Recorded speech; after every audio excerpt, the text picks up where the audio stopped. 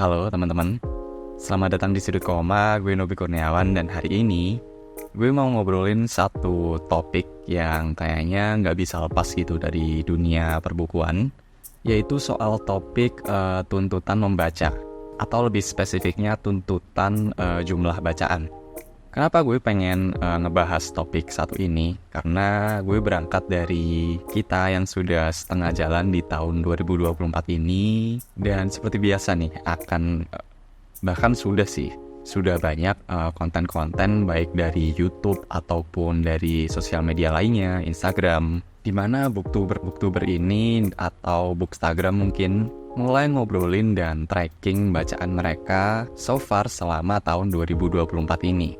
Dan dalam pembahasan tersebut, dalam konteks jumlah bacaan, beberapa lumayan make sense, tapi sebagian besar nggak sama sekali, nggak make sense jumlah bacaan mereka.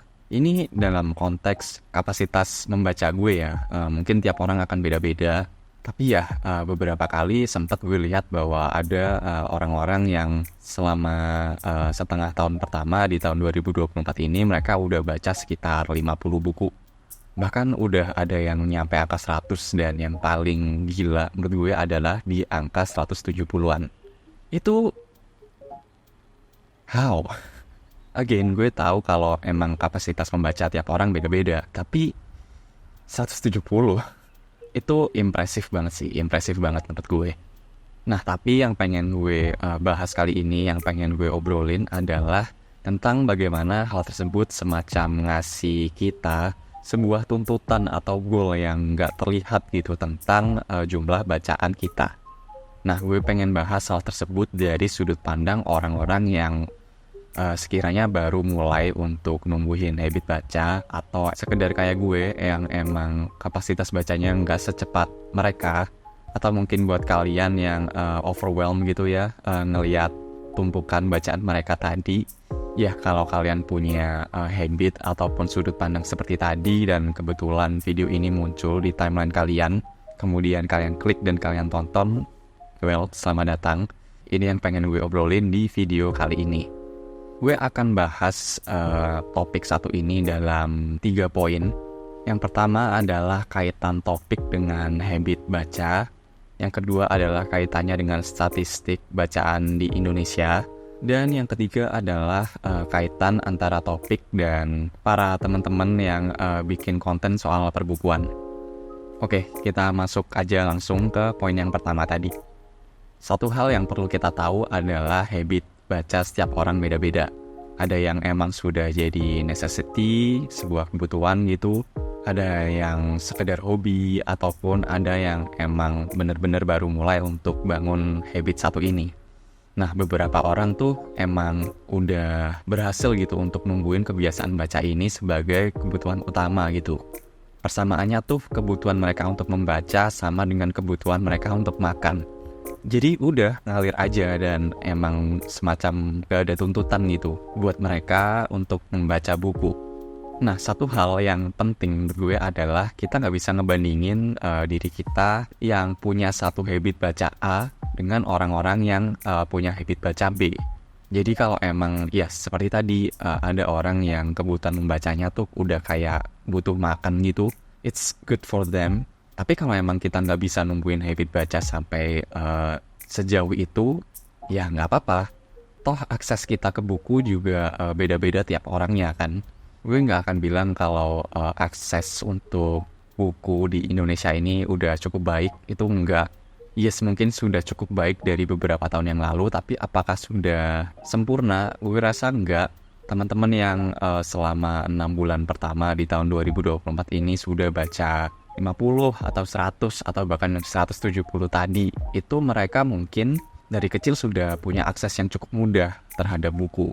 Habit itu udah ditumbuhin gitu perlahan-lahan dari mereka kecil sampai dewasa saat ini. Dan mungkin juga ini spekulasi semua sih, ini adalah konten gue ngobrol kesana kemari, so bear in mind.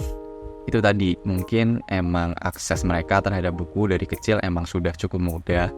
dan habit itu sudah dibangun sedari kecil, dan mungkin emang nggak ada gap di satu tahapan hidup mereka di mana mereka stop gitu untuk baca buku. Dan itu hal yang bagus kok. Gue bahkan iri sama mereka. Tapi apakah semua orang punya akses yang sama? Gue rasa enggak.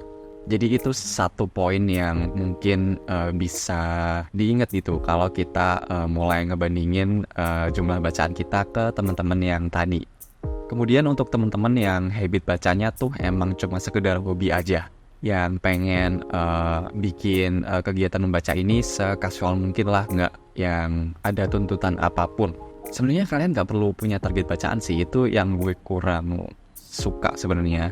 Itu jadi salah satu poin gue nggak di Goodreads, karena setahu gue di sana juga kita bisa ngeset gitu kan target bacaan kita. Karena ya itu tadi, gue punya satu aspek lain di hidup gue yang awalnya memang berjalan sebagai hobi, namun karena ada tuntutan lain, ya gue jadinya nggak bisa se-enjoy dulu gitu melakukan hal tersebut. Nah, gue nggak pengen hal itu terjadi dengan habit gue membaca buku. Ini satu poin yang gue terapkan sendiri sih di interaksi gue dalam dunia perbukuan. Gue emang pengen jadiin ini sebagai hobi aja. Dan sesekali gue tampilin, gue share pengalaman gue tadi ke sosial media. Entah itu di Instagram ataupun di YouTube ini, melalui sudut koma. Jadi kalau emang kalian kepengen kegiatan membaca ini hanya sebatas hobi, tapi kemudian mulai ada pertanyaan gitu muncul di kepala tentang, oh kayaknya gue harus baca lebih banyak buku deh, oh orang lain ternyata bacaannya banyak banget loh. Itu dihilangin aja, nggak apa-apa, karena jadiin ini sebagai hobi pun cukup banget menurut gue. Kemudian lanjut ke teman-teman yang baru mulai membangun habit membaca atau baru mulai nyoba baca gitu. Ini yang paling gue takutin sih sebenarnya, karena gue sempat baca juga gitu di salah satu video yang ngebahas tentang topik yang sama yang gue bahas sekarang. Tapi di Reels Instagram gitu gue sempat baca di komentarnya, itu kayak dia baru mulai banget baca buku, dan dia ngomong kalau, wah bisa nggak ya bacaan gue akan sebanyak ini nantinya, kok kayaknya banyak banget, berat banget gitu. Nah ini nih, kalau emang ada orang yang baru aja mau numbuhin habit baca dan mulai-mulai buat follow teman-teman konten kreator lain yang bacaannya sebanyak itu, gue nggak kebayang sih somehow dalam benak mereka tuh kayak semacam ada tuntutan gitu, walaupun kita nggak menuntut diri kita sendiri gitu, tapi secara nggak sadar keset kalau oh orang-orang baca buku sebanyak ini. Aduh, itu nggak sehat banget ya. Untuk teman-teman yang baru mulai baca, gue akan sangat menyarankan untuk fokus ke ngebangun habitnya aja. Sekali lagi, nggak usah ngeset goals, nggak usah nengok kanan kiri soal jumlah bacaan. Kalau nengok kanan kirinya buat nyari referensi bacaan ya monggo. Tapi kalau nengok kanan kirinya dalam konteks compare gitu, ya sebaiknya dikurangin. Gue sendiri tahu itu susah buat tutup mata, tapi ya misalnya kita usahain.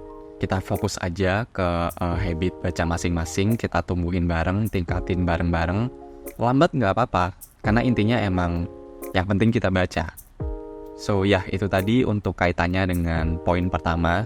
Sekarang kita masuk ke kaitannya dengan poin kedua, kaitannya gelombang konten jumlah bacaan di pertengahan tahun ini dengan statistik bacaan di Indonesia.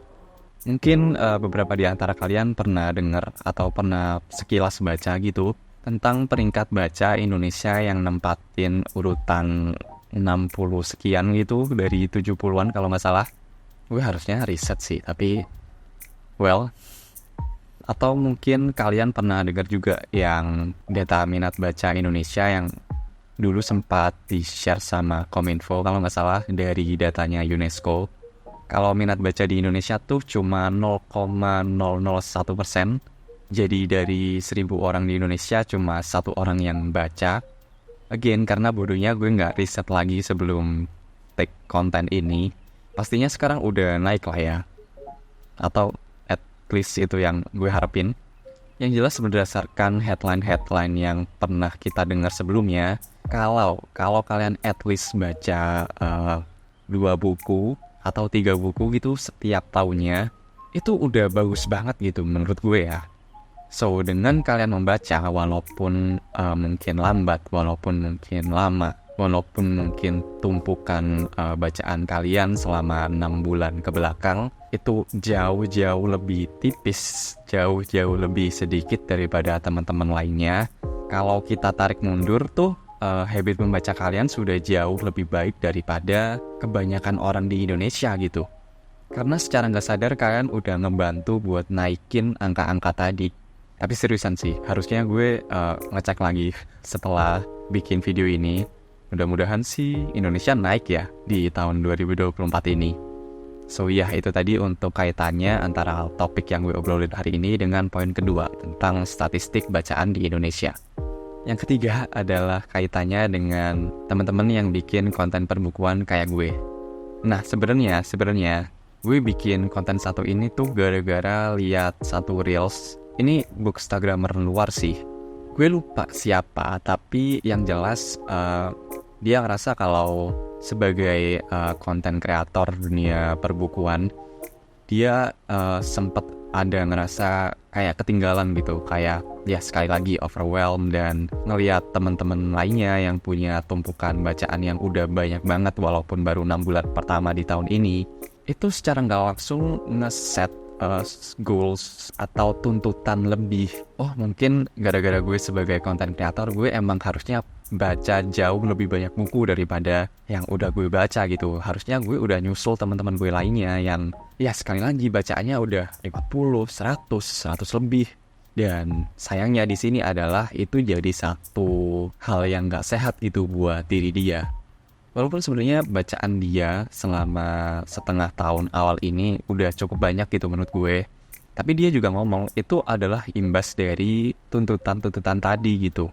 Jadi dia nge-push gitu buat menyusul yang lain. Nah, untungnya di sini adalah dia udah sampai di kesimpulan bahwa oh, ini nggak sehat. Membaca itu nggak harus jadi tuntutan. Apalagi buat teman-teman yang emang baru mulai bikin-bikin konten gitu soal dunia perbukuan. Kita nggak harus bikin set seperti itu kok. Bikin konten perbukuan tuh nggak harus diimbangi dengan set jumlah bacaan yang banyak. Kita tinggal tarik lagi ke belakang dan lihat habit baca kita tuh, kecepatan baca kita tuh seberapa. Dan mungkin gue contohin habit gue aja kali ya. Dalam kapasitas membaca gue, jumlah bacaan yang masih masuk akal di sepanjang setengah tahun pertama adalah 25 buku maksimal. Itu berdasarkan kecepatan membaca gue dan habit membaca gue yang sekarang. Baca 4-5 mungkin buku setiap bulannya itu masih bisa. Tapi apakah hal tersebut selalu terjadi? Jawabannya enggak. Karena tentunya banyak faktor kan, kesibukan pribadi, reading slump mungkin. Bahkan kalian kalau ngikutin video wrap up gue, ada 1 bulan dimana gue cuma baca 2 buku doang. Itu pun buku puisi yang ya bisa dibilang singkat banget lah.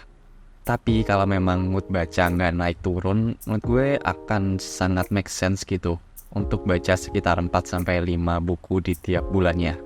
Nah, tinggal dari jumlah bacaan yang kalian kira make sense tadi, kalian terusin untuk bikin kontennya. Jangan maksain untuk lebih banyak buku yang jadinya akan kalian sendiri nggak enjoy dan jadi overwhelmed sendiri gara-gara udah ada tuntutan baca, tuntutan bikin konten pula. Terus kalau tiba-tiba kalian kehilangan minat buat baca saking capeknya, gimana? Turun tuh statistik yang tadi. So ya, dengan bikin konten perbukuan gak harus diiringi dengan tuntutan bacaan yang gak normal. Tinggal evaluasi habit baca, kesanggupan baca seperti apa, bikin konten dari situ aja. Dan kalau kasusnya kayak gue sering naik turun mood bacanya, ya gak apa-apa. Sekali lagi, yang penting kita baca. So ya, itu tadi mungkin sebuah keresahan yang emang pengen gue omongin setelah ngeliat kok bisa orang-orang baca sampai 170 buku tuh gimana. Ini baru 6 bulan, gila. Karena emang gila banget sih. Menurut gue 50 aja udah wow banget gitu, bisa baca 50 buku dalam 6 bulan. Sedangkan gue yang ngomong kalau 25 buku tuh masih bisa. Gue gak yakin tuh bacaan gue selama 6 bulan terakhir tuh nyampe 25. Kayaknya cuma belasan doang. Ya, kita lihat nantilah di ujung tahun ini gue akan bikin video analisa tentang bacaan gue selama tahun 2024.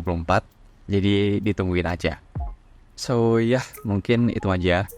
Gimana dengan pendapat kalian soal topik satu ini? Apakah kalian juga merasakan hal yang sama? Bisa dikeluarin unek-uneknya di kolom komentar bawah. So ya, seperti biasa, terima kasih sudah dengerin. Gue Novi Kurniawan dan sampai jumpa di halaman selanjutnya. Thank you.